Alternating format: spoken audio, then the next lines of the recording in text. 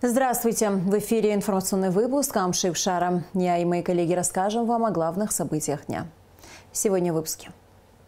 В Сухуми простились с мастером спорта СССР по гребле на байдарках и каноэ, заслуженным тренером Абхазии Ахиллесом Маврофиди. Цель изучения вопроса повышения стоимости входных билетов в Новоафонскую пещеру и на территорию Рицинского реликтового парка. Администрация Учимчирского района и Алнашского района Удмуртской республики подписали соглашение о сотрудничестве.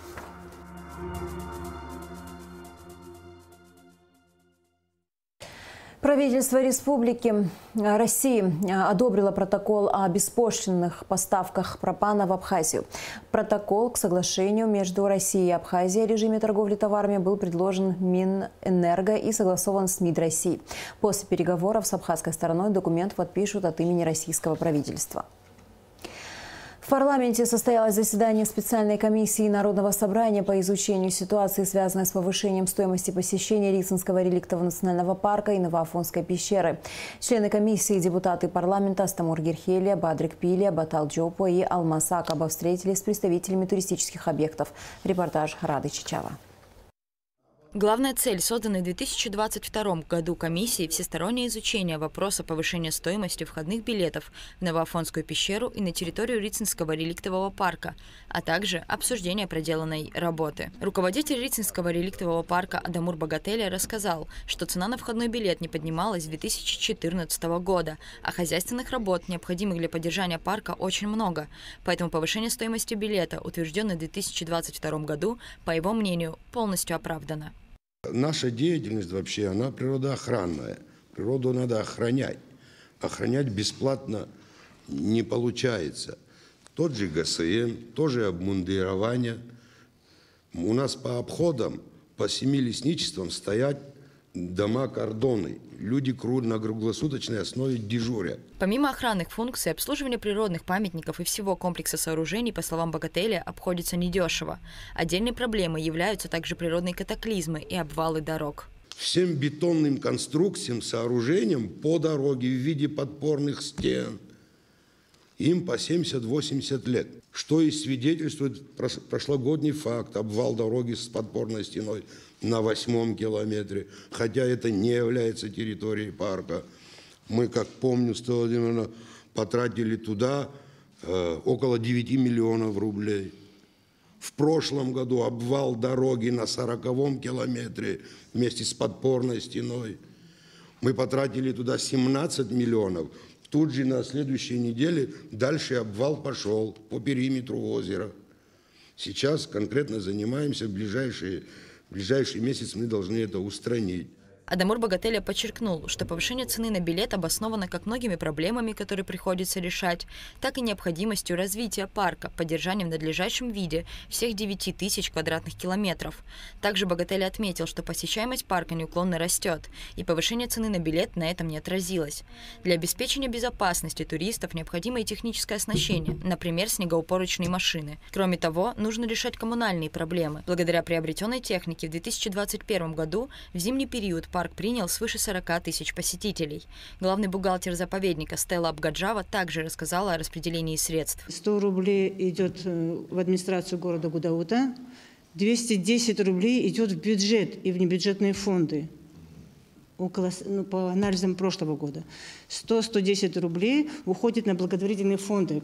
Вот тут и оборона, и все вместе.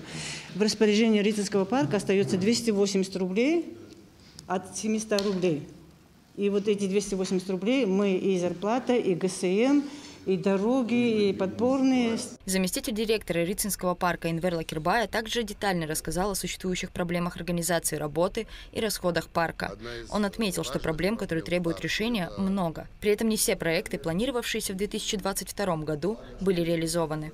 Одна из важных проблем в парке – это то, что у нас, наши очистные сооружения не работают на должном уровне. И, к сожалению, с теми ресурсами, которые есть в парке, нам тяжело что-то сделать, что-то исправить. У нас с 2021 года были большие проблемы с дорогой. Сейчас на данном этапе и 2021 год, и 2022 год отремонтировано, сделан ямочный ремонт практически всей дороги. Проблем очень много на самом деле. Это и проблемы набережных, и смотровых площадок, и всей прилегающей территории к озеру Рица. Представители Рицинского национального парка также отметили необходимость строительства многоуровневой парковки. По словам Энвера Лакирбая, существует и проблема с электроэнергией. Тариф на посещение Новоафонской пещеры также не менялся с 2014 года, а функционирование такого крупного туристического объекта требует больших затрат. Прежде всего мы ориентировались на что? Конечно же, и заработная плата имела значение, но самое главное – это наше сегодня техническое состояние, состояние Новоафонской пещеры. Мы, в принципе, принимаем из года в год почти одинаковое количество людей, предоставляем свои услуги. Сходя из этого, подняв цену, мы можем только выиграть. Что касается местного населения, конечно, в законодательстве нет таких вопросов, учитывающих там с местных столько-то, там с отдыхающих столько-то, но мы стараемся всегда идти навстречу, и все это прекрасно знают. Хочу уверенно вас убедить в том, что наше местное население от увеличения цен не пострадало. Руководитель объекта также отметил, что все последние годы инфраструктура пещеры работает на износ. Требуется замена старых рельсов, по которым туристы на поезде доезжают до входа в пещеру. У нас есть и железнодорожная команда, у нас главный инженер, который реально в теме уже работает больше 40 лет. Так что проблем предостаточно. Наше здание уже обветшало, где-то есть осадка, где-то есть крены, есть заключение технической комиссии, которые мы не можем не замечать и не слышать, так как мы работаем с гостями, с туристами, многочисленное количество людей у нас постоянно. И вид должны привести в порядок и техническое состояние, прежде всего, которое должно отвечать уровню безопасности современному наших туристов. По словам Мирона Чалмас, необходимых работ в Новоафонской пещере много. Повышение стоимости входного билета в действительности оправдано, ведь объект принимает громадное количество туристов каждый год, и техническое оснащение крайне важно. Также представители Новоафонской пещеры привели комиссии статистику посещения и отчет о доходах. На 30 тысяч человек мы обслужили в 2022 году, против 2021 меньше. И прибыль наша составила 103,5 миллиона. Это общая валовая. После уплаты всех налогов чистая прибыль у нас осталась 67 миллионов. Из этой чистой прибыли мы еще оказываем помощь 30 на оборону, 10 Порчалу, и оказываем помощь, конечно, физическим лицам. Это порядка 3,5 миллионов. Это физлица и юридические лица. Аида Маршаня рассказала, что на запланированные на 2023 год работы необходимо около 27 миллионов рублей. 19 миллионов уже анонсированы, осталось оплатить порядка 8 миллионов. Все работы планируется завершить к концу мая. Заместитель директора Новоафонской пещеры Дамей Смыр подчеркнул, что на объекте обеспечивается полная безопасность. Штат охранников работает в летнее время в усиленном режиме. В завершении встречи депутаты поблагодарили представителей туристических объектов за объективную информацию, за помощь городам Абхазии, а также обороны безопасности. Участники рабочей группы также выразили готовность оказывать содействие в решении проблем. Рада Чачава, Роберт Ломия, Абхазское телевидение. В Душанбе обсудили перспективу активизации взаимодействия между Республикой Абхазия и Республикой Таджикистан. Советник-посланник посольства Республики Абхазия в Российской Федерации Дмитрий Кетия находится в Таджикистане с рабочей поездкой, сообщает медиацентр МИД. В ходе поездки Дмитрий Кетия встретился с представителями предпринимательских сообществ Таджикистана. Стороны обсудили перспективу расширения торгово-экономических связей, в частности, создания торгового дома Абхазии в Таджикистане. Дмитрий Кетия также встретился с чрезвычайным и полномочным послом Российской Федерации в Республике Таджикистан Семеном Григорьевым.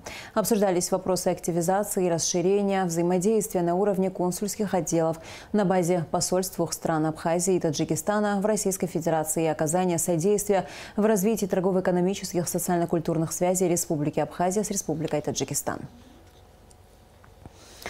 Министерство туризма проводит комплекс мероприятий по подготовке к туристическому сезону 2023. Начали эту работу с посещения Галского района. Стоит отметить, что такая поездка состоялась впервые за 30 лет. О потенциале и перспективах самого восточного района Абхазии в репортаже Лауры Капш. По приезду министра туризма Теймураза Хишпа в Галский район состоялась официальная встреча с главой администрации Константином Пиля, где были обсуждены перспективы Галского района в сфере туризма. Во встрече участвовали заместитель министра туризма Астамур Барциц и заместитель главы администрации Галского района Джамбул Кортава. Константин Пиля проинформировал о работах, которые ведутся в городе, а также рассказал о достопримечательностях района. В советские времена с туризмом в Гальском районе было бы не очень, но сейчас то, что вы делаете, то, что мы тут в районе делаем, это даст новый импульс. Надеюсь, у нас все получится. Галский район очень интересен, есть разные красивые места, есть места интересные для посещения туристов, как само Генгурге-станция, есть на берегу у нас море, 19-километровая у нас прибрежная зона, там эвкалиптовые рощи, пепельный эвкалипт, там можно делать и кемпинги. Теймураз Хишба отметил, что приезд в Галский район планировался давно и подчеркнул, что Министерство туризма готово и будет поддерживать развитие района в сфере туризма. Хочу сразу отметить, что как только мы заехали на территорию Гальского района, подъехали к центру, где расположена администрация, были приятно удивлены тем порядком, чистотой, которая царит на улице. Я благодарю руководство района за это. Мы сюда приехали не просто так, не для галочки. Я считаю, что у Гальского района большие есть перспективы в сфере туризма. Можно возобновить и спортивный туризм. Это, я думаю, для первого шага это возможно. Далее, конечно, хочется отметить, что здесь особая природа на том же Гальском водохранилище. Чистейшая вода, очень богатая рыбой. Я думаю, это будет интересно для любителей экстремального вида отдыха, для любителей рыбалки. После официальной встречи глава администрации Галского района Константин Пиля провел экскурсию для представителей Минтуризма, и первый объект, который они посетили, Галское водохранилище, известное как Галское море. Строительство данного уникального объекта началось в 1961 году, а завершилось в 1987. Огромная территория заполнена водой.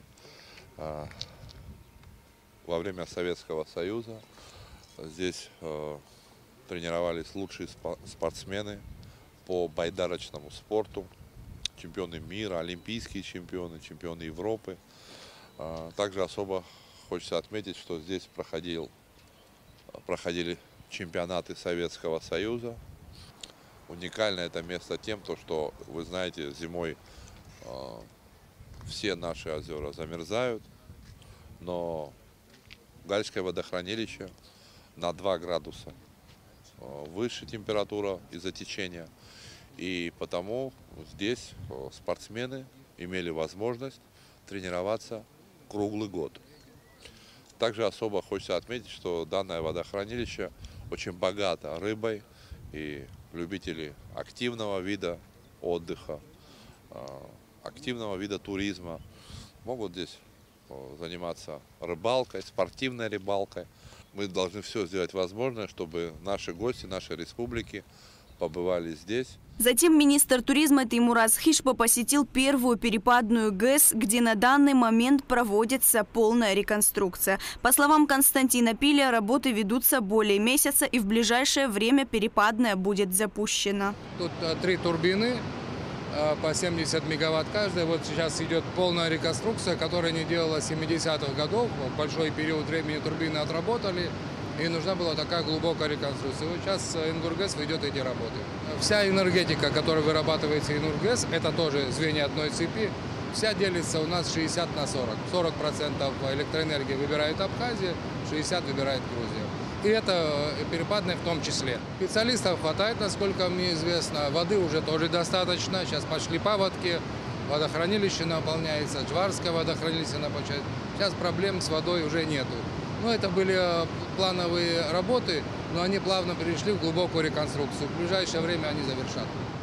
В селе Галхуч Тхуарчалского района есть база Советского Союза по водной гребле, где раньше проводили спортивные сборы и соревнования. После войны все было заброшено, но местный житель Давид Тапагва и его единомышленники превратили это место в небольшой туристический объект. Развить юго-восточную часть региона Самурзакан Галского и Тхуарчалского районов – главная цель предпринимателя.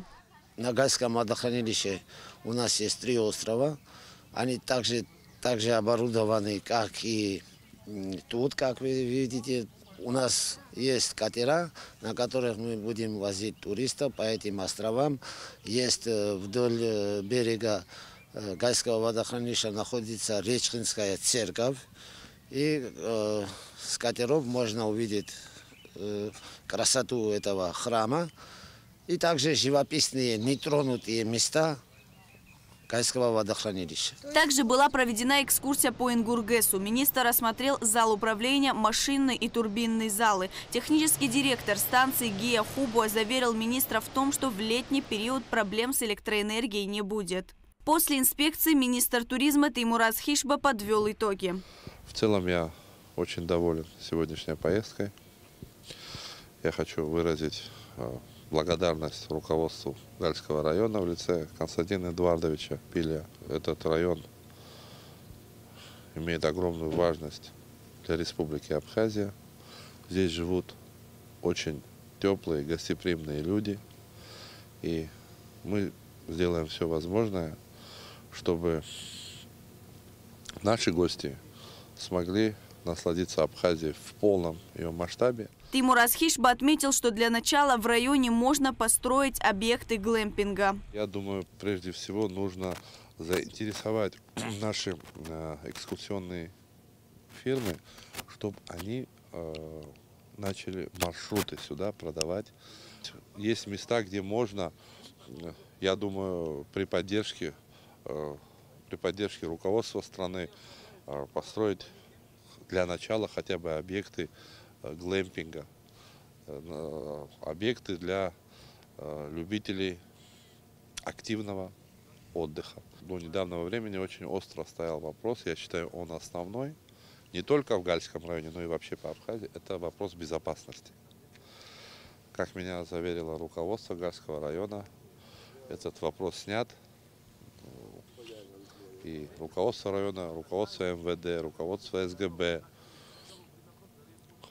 делает все возможное, чтобы здесь протекала мирная, спокойная жизнь. Так оно и есть, мы в этом убедились воочию. В Галском районе отсутствует гостиничный фонд, но тем не менее здесь хотят и намерены развивать туристическую отрасль. Город Гал малоизвестен среди населения России и туристов из других стран, хотя в районе много архитектурных и исторических памятников, а также великолепные живописные пейзажи и нетронутые человеком места. Лаура Капш, Константин Парулова, Абхазское телевидение. В Сухуме простились с мастером спорта СССР по гребле на байдарках и каноэ, заслуженным тренером Абхазии, старшим тренером паралимпийской сборной России, руководителем спортивного отдела Союза инвалидов России Ахиллесом Маврофиди. Репортаж Адисы Сагария. Уроженец города Сухум Ахиллес Маврофиди в раннем возрасте перенес тяжелую болезнь. Несмотря на это, он связал свою жизнь со спортом. С именем Ахиллеса Сократовича связаны успехи российских паралимпийцев по гребле на байдарках и каноэ на международных и российских соревнованиях. За 12 лет спортсмены сборной завоевали в общей сложности 118 медалей. Спортивная общественность Абхазии и, конечно же, спорт Абхазии. И, безусловно, все спортивные организации нашей страны, они понесли серьезную утрату, большую потерю, что именно такой человек еще достаточно, как говорится, в хорошем возрасте, он абсолютно, как говорится, не в старческом возрасте, ушел из этой жизни скоропостижно. Люди с такими, скажем, сложностями в спорте как бы очень сложно чем-то заниматься, тем более, что расти, развиваться по линии физической культуры и спорта. Ахиллес Сократович выбрал вид спорта, где как бы, в какой-то степени ноги меньше могли помогать. Таким видом спорта оказалась гребля на байдарках и каноэ. Долгое время, конечно же, этим занимался. Это упорный труд, это целеустремленность, это настойчивость, безусловно, определенное терпение, иногда через боль, через силу.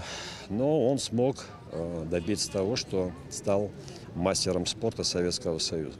Ахиллес Сократович многое сделал для развития этого вида спорта и блестяще проявил себя как наставник, воспитав целую плеяду талантливых гребцов. Он вложил огромный труд в меня, дал очень много таких жизненных и тренерских советов, которые по сей день я в будущем этим буду, как говорится, пользоваться. Огромная потеря для вообще спорта, для ребят, с которыми работал, с которыми общался. Ахиллес Маврофиди занимался и организаторской работой, возглавлял комитет по параканое и спортивный отдел Союза инвалидов России. Работал тренером сборной команды в начале города Сухум, потом сборной Абхазии. Был одним из тренеров сборной Грузии.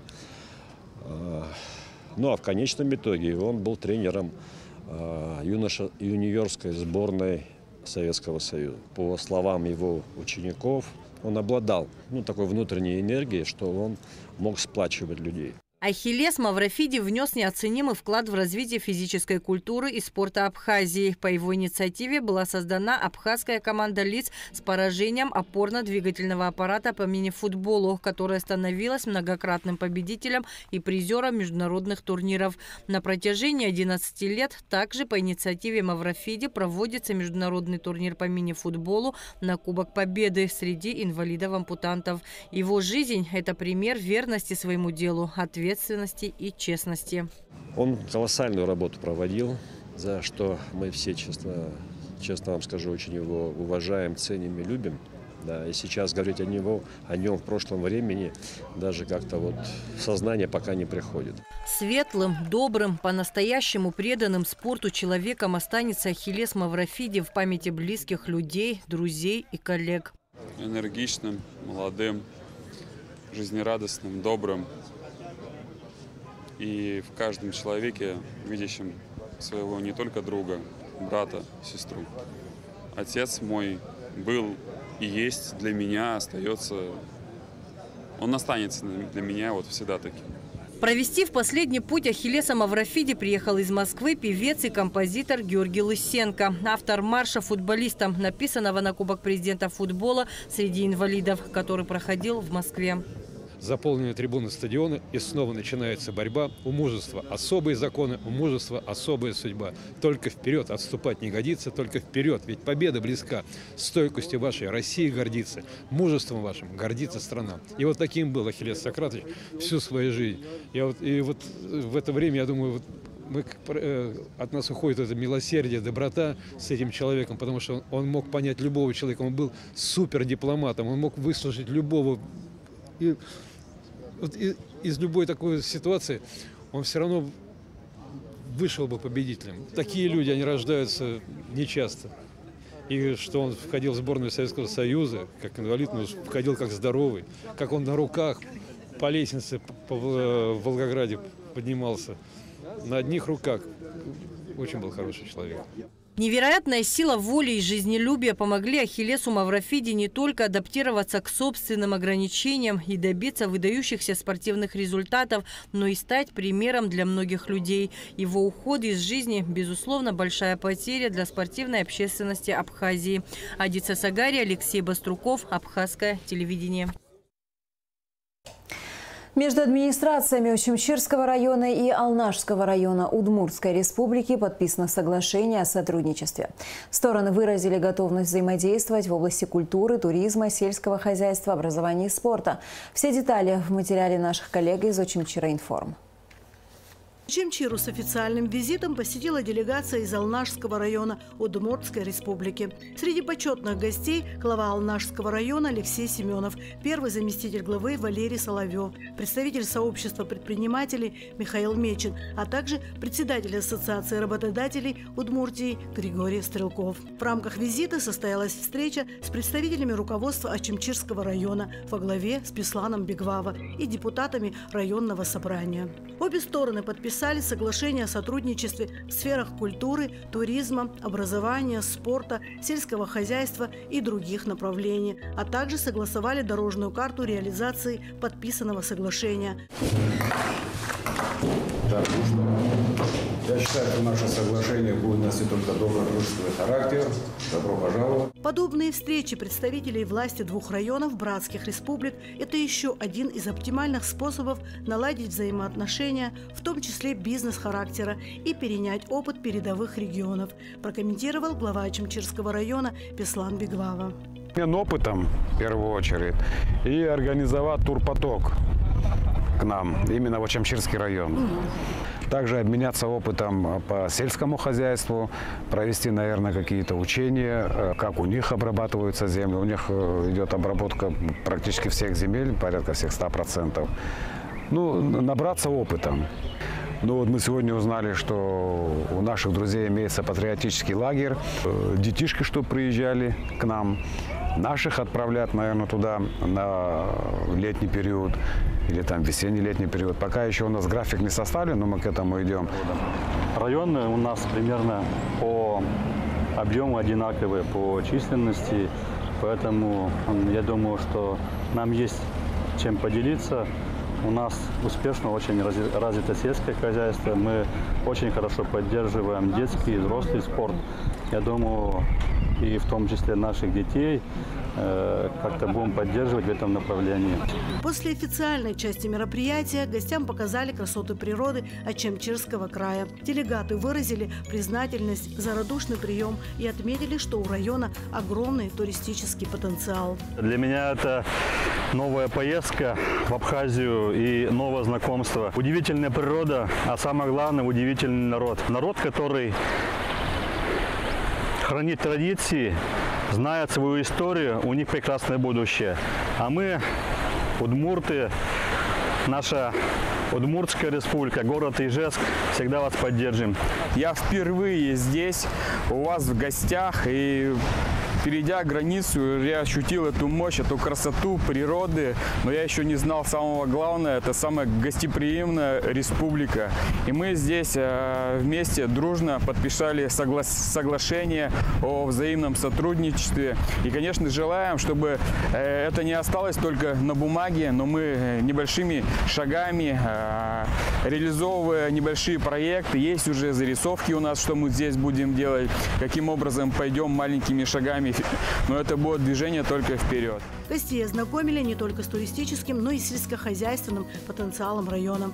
Делегация посетила центральную набережную, стадион имени Виталия Дороселя, Илорскую церковь, Мокский храм, после чего совершила ознакомительную поездку по Очамчирскому району. Анжела Убилава, Валерия Лакербая, Гия Джопуа, Очамчира, Информ. Культурно-благотворительный фонд «Ашана» провел открытое собрание по итогам работы за прошедший год. За это время было оплачено 72 курса лечения 62 подопечным фонда. В ходе акции «Спасем жизнь вместе» на лечение тяжелобольных детей было собрано свыше 16 миллионов рублей. На собрании выступили учредитель фонда Беслан Шакая и директор Мактина Джинджолия. Кроме того, прошла церемония награждения милосердных абонентов, а также партнеров и благотворителей фонда. Репортаж с отчетного собрания культурно-благотворительного фонда «Ашана» смотрите в нашем эфире 21 апреля. И в завершении выпуска о погоде. По сообщению гидрометцентра, в пятницу 21 апреля на территории Абхазии ожидается облачная погода. До второй половины дня дождь. Возможно, гроза ближе к вечеру. Осадки прекратятся. Туман. Температура воздуха ночью 7-12. Днем 10-15 градусов. Температура морской воды 11 градусов.